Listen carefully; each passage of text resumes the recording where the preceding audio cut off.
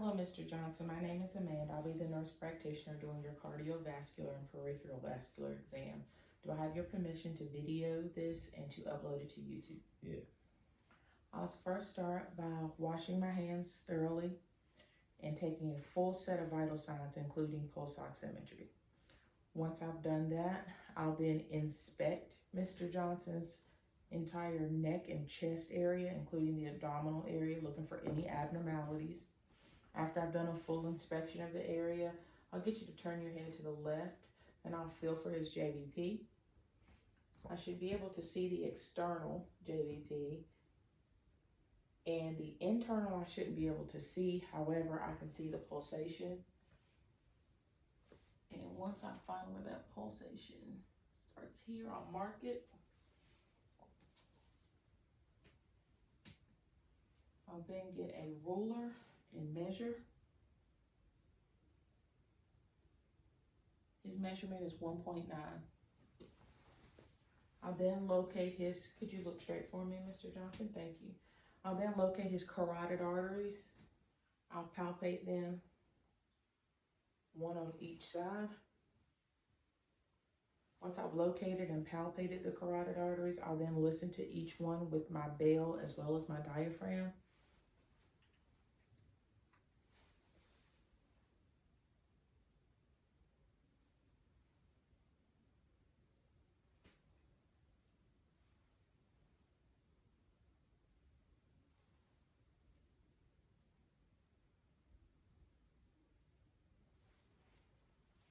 Once I've auscultated the carotid arteries, I'll then locate his aortic area right over here on the right second intercostal space. Once I've found that, I'll move straight across to the pulmonic area, second intercostal space.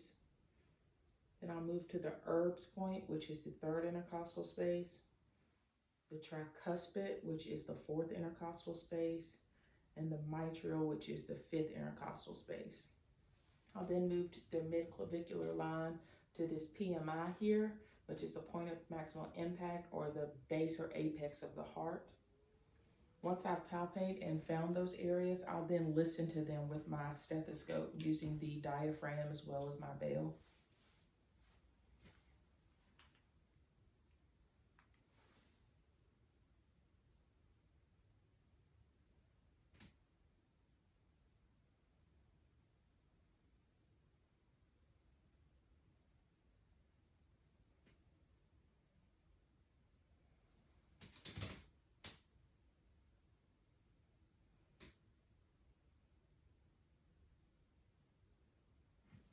What I'm listening for is thrills, any heaves or lifts. I'm also listening in this area here for the splitting of the S2.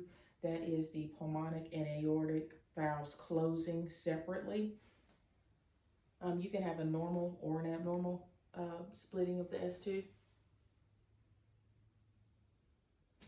And then I'll go back with the bell and listen to those areas.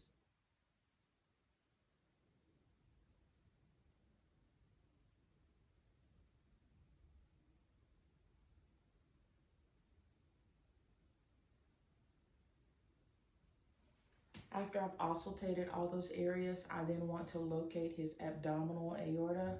I'll palpate right above the umbilicus as well as underneath it. And then I'll listen to it with my stethoscope using the bell and the diaphragm.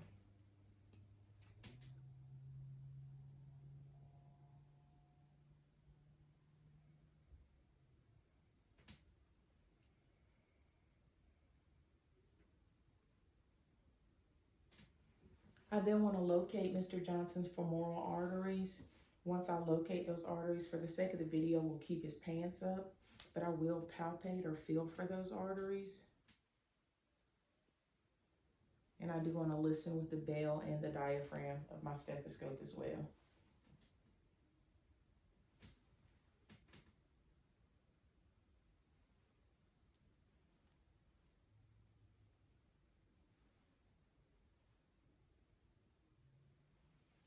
Once I've listened for the femoral artery, I then want to come to his upper extremities and just feel for any abnormalities, feel for the temperature or warmth of his skin, any edema, any concerning abnormal findings.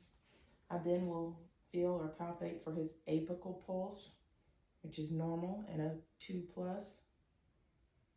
or +2. I'll then locate his brachial pulse, which is normal and a +2. I'll do that on the opposite side as well. Normal +2, normal +2. And then I'll check his capillary refill. And I'll do that on each. And it's less than 3 seconds, which is great. And Mr. Johnson, can you just raise your knee up for me? There you go. I want to check his popliteal pulse here. There you go, just like that. And I would do that on both legs. I'll get you to straighten that out for me. After I check the popliteal pulse, then I want to do his dorsalis pedialis pulse.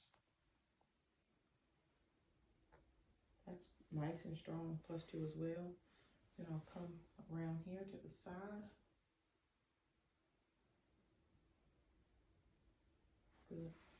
And then I want to check the capillary refill in his toes. Good. And I would check the pulses on the opposite foot and leg as well. Also checking for any edema or any abnormalities or skin lesions in his lower extremities. And that concludes the cardiovascular assessment for Mr. Johnson. Thank you.